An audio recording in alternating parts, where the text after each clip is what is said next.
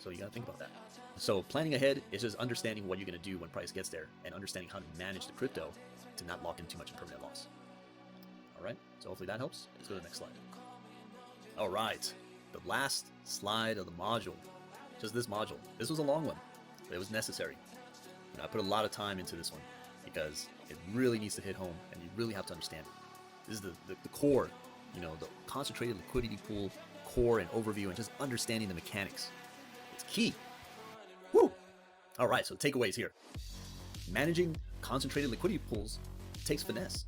You gotta stay fluid with the markets so you can stay in the markets, right? It's like you're a surfer waiting for that wave.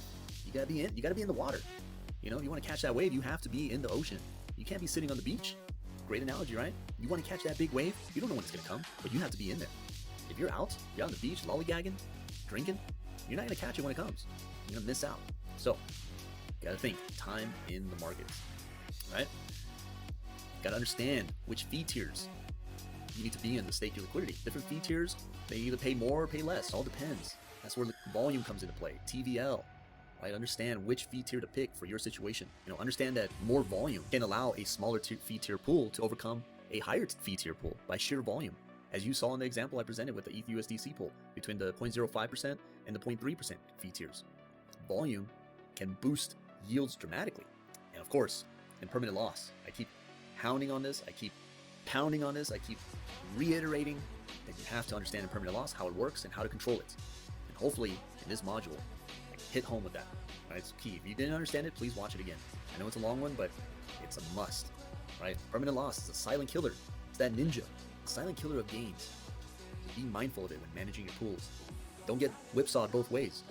Don't get hit with impermanent loss both ways when it's not necessary, right? Getting hit one way with impermanent loss, that's like slap me once, right? Shame on you. But slap me twice, shame on me, right? For not learning. It's a perfect example. Impermanent loss can slap you on both cheeks if you don't know what you're doing, and it'll keep slapping you. You can sit there and not track your performance and get slapped around, right? You just come to the market to get beat up? No. Understand what you're getting in. Understand the process. Understand the strategy. Understand how to control and minimize risk. Understand that impermanent loss can be a huge detriment or it could be a non-issue. All depends on you.